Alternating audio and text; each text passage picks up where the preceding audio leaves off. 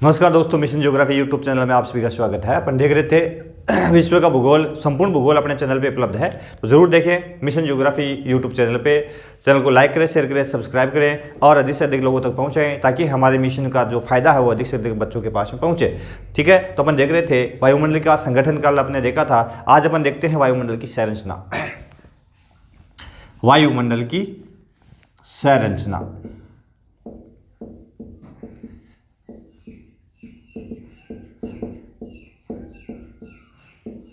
इसको अपन देखें तो मुख्य रूप से वायुमंडल की जो संरचना है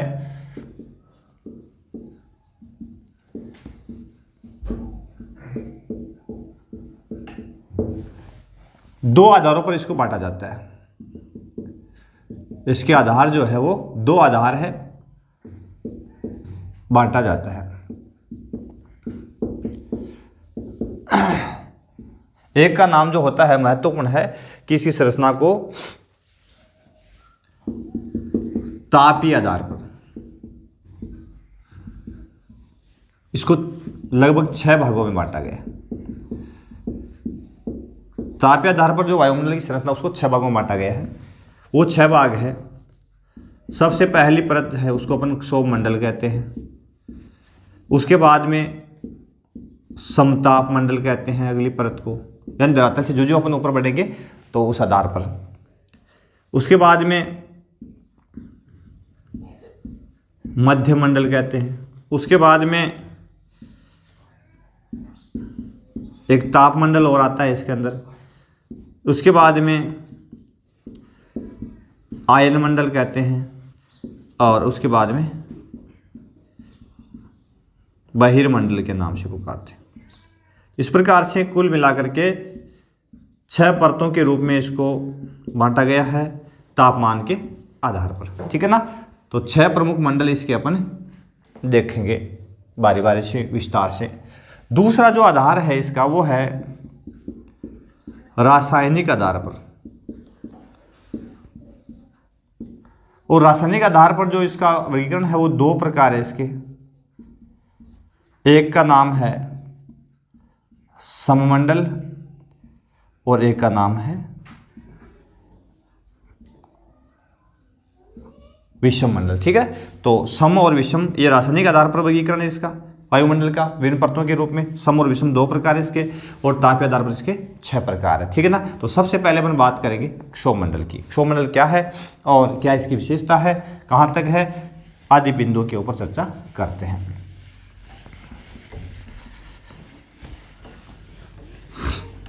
पहला बिंदु है क्षोभमंडल। ठीक है, तो क्षोभमंडल के बारे में अपन देखें।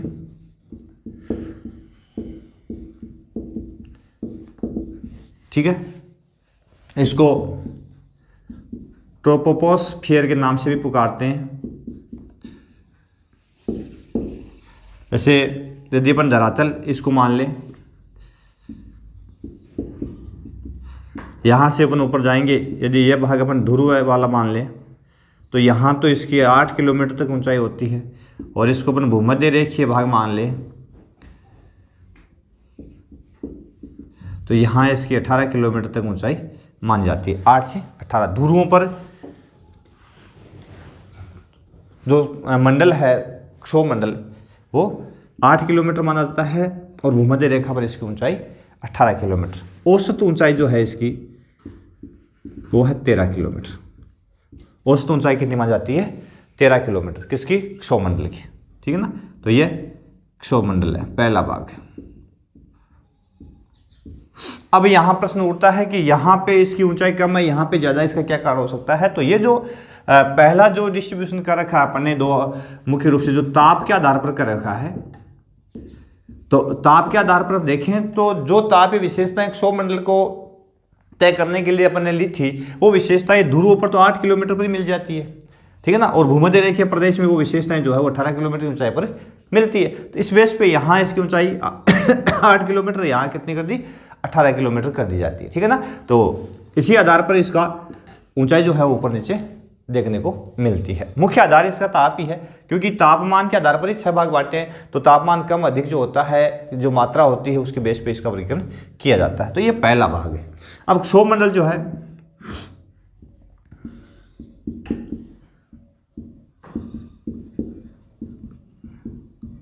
का जो ट्रोपोस्फीयर नामकरण है वो जो मुख्य रूप से जो पहला नाम है इसका यदि अपन देखें तो टिजरेंट डीबोर्ड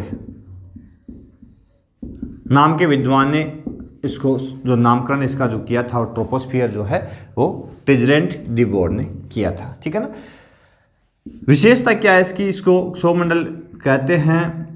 इसमें क्या है तो सबसे महत्वपूर्ण बात यदि अपन इसकी देखें तो ये सबसे महत्वपूर्ण मंडल है धरातल का, सब पर्यावरण का सबसे महत्वपूर्ण मंडल है, सबसे महत्वपूर्ण परत है ये। क्यों है, इसके पीछे कारण है कि ये धरातल के नजदीक, यानी धरातल से ही ये शुरू होता है, उस धरातल के सबसे नजदीक है। जितने जीव जंतु वनस्पतियों का विकास है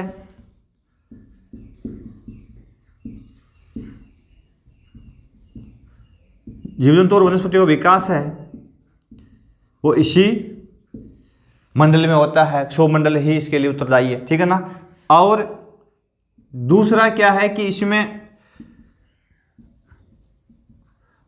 हवाओं का घनत्व सर्वाधिक पाया जाता है, यानी सबसे अधिक हवाएं जो इसी मंडल में परिलक्षित होती है, दिखाई देती है। क्यों? क्योंकि अपन देखते हैं कि जो ऑक्सीजन है वो 120 किलोमीटर की ऊंचाई तक ही इसकी सांद्रता पाई जाती है। CO2 और जलवाष्प है, ठीक है ना, उसकी कल अपन ने देखा था 80 किलोमीटर ऊंचाई तक ही इसकी सांद्रता होती है। तो ये कहाँ मिलती है? ये सारी गैसेज, नाइट्रोजन है, ठीक है ना, 100 किलोमीटर के आसपास में मिलती है। तो ये सारी गैसेज कहाँ है? क्षोभमंडल में ही पाई जाती है। ठीक है। तो ऑक्सीजन, CO2, ठीक है, जलवाष्प, ये संपूर्ण रूप से अपन देखें तो मानव विकास, जीव जंतु के विकास के लिए महत्वपूर्ण होती है। तो ये इसीलिए महत्वपूर्ण मंडल है। ठीक है। इसके अलावा जितने भी मौसमी परिवर्तन होते हैं, जितने भी मौसमी परिवर्तन होते हैं सारे इसी भाग में होते हैं, क्षोभमंडल में होते हैं। कौन कौन से? जैसे कि वर्षा का होना, वर्षा, बादल का बनना, तूफान का आना, ठीक है, बिजली कड़कना, ठीक है, आर्द्रता, ताप ह्रास, सारे के सारे जो चेंजेस देखने को मिलते हैं वो सारे अपने कैसे मिलते हैं? मौसमी परिवर्तन क्षोभमंडल में ही मिलते हैं। तो इसके लिए भी महत्वपूर्ण है क्योंकि सारे के सारे वायुमंडलीय परिवर्तन है वो इसी मंडल में देखने को मिलते हैं। तो ये भी एक महत्वपूर्ण बिंदु है। ठीक है ना। और जो संघनन होता है, महत्वपूर्ण जो भाग है वो है बादल का बनना, संघनन होना और वर्षा का होना, ये महत्वपूर्ण भाग है। तो वो इसी भाग में पाया जाता है। वर्षा क्यों होती है, कैसे होती है, बादल कैसे बनते हैं, वो अलग बिंदु है, अपन देखेंगे उसमें भी विस्तार से। ठीक है ना। तो यह सारे फैक्टर क्षोभमंडल में अति महत्वपूर्ण बिंदु है।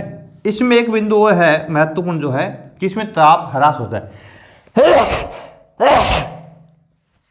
माफ कीजिएगा, ताप ह्रास होता है। ताप में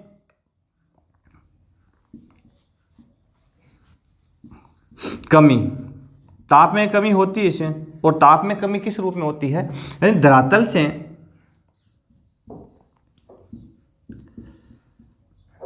अपन जो ऊपर जाते हैं, ऊपर की ओर, धरातल से हम ऊपर की ओर आगे बढ़ते हैं तो इसकी जो दर पाई जाती है 1000 मीटर की ऊंचाई पर, क्षोभमंडल के अंदर है ये दर, 6.5 डिग्री सेंटीग्रेड तापमान कम होता है।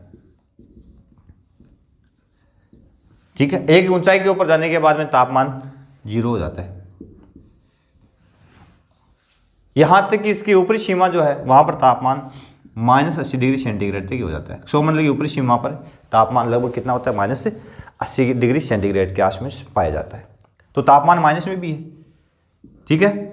और ये दर इसकी प्रति 1000 मीटर की ऊंचाई पर, ये क्षोभमंडल में ये दर, बाकी में नहीं है भाई। इस दर से तापमान गिरता है। क्षोभमंडल में सबसे अधिक तापमान गिरावट देखने को मिलती है। दूसरी दर हो रहा है इसमें, वो है 165 मीटर की ऊंचाई पर, 165 मीटर की ऊंचाई पर 1 डिग्री सेंटीग्रेड तापमान कम होता है।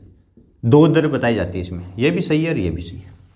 165 मीटर की ऊंचाई पर 1 डिग्री सेंटीग्रेड तापमान की दर से तापमान ह्रास होता है और 1000 मीटर की ऊंचाई पर 6.5 डिग्री सेंटीग्रेड तापमान कम होता है, ठीक है ना। तो यह विशेषता किसमें है? मात्र क्षोभमंडल में ही पाई जाती है। तो ये इन सारी विशेषताओं के कारण क्षोभमंडल जो है हमारे पर्यावरण का बहुत ही महत्वपूर्ण मंडल है, बहुत ही महत्वपूर्ण परत है। इसमें से यदि कंपटीशन में यदि पूछ लिया जाए, विभिन्न तरह के प्रश्न आज तक पूछे जाते हैं, तो एक तो ये महत्वपूर्ण है, इसकी औसत ऊंचाई प्राय पूछ जाती है, तो 13 किलोमीटर। ध्रुवों पर इसकी ऊंचाई, तो ध्रुवों पर इसकी ऊंचाई जो है वो 8 किलोमीटर के आसपास में।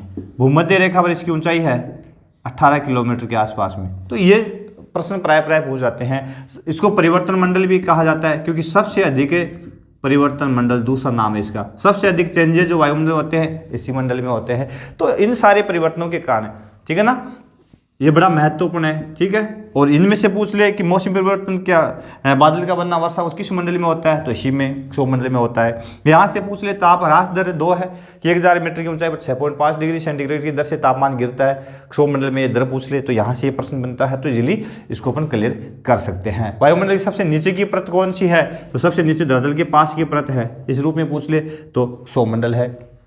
इसकी जो ऊपरी सीमा है उसको क्षोभ सीमा कहते हैं। इसकी ऊपरी सीमा उसको क्या बोलते हैं? क्षोभ सीमा कहते हैं, ठीक है। तो इस प्रकार से इस तरह के कुछ क्वेश्चन से यहाँ बनते हैं। ऑल ओवर सारे प्रश्न कुछ इसी तरह के आते हैं, इनसे ज़्यादा कोई कुछ आता नहीं है। तो इतना आप देख लोगे तो बिल्कुल आपका कोई प्रश्न जो क्षोभ मंडल से संबंधित है वो इजीली क्लियर हो जाएगा। तो इसी तरह के वीडियो के लिए आप देखें हमारा मिशन ज्योग्राफी यूट्यूब चैनल को लाइक शेयर सब्सक्राइब जरूर कर ले, अधिक से अधिक बच्चों तक पहुँचे, ताकि चैनल का लाभ अधिक से अधिक बच्चों तक पहुँचे। बहुत बहुत धन्यवाद। देखते रहे मिशन ज्योग्राफी यूट्यूब चैनल।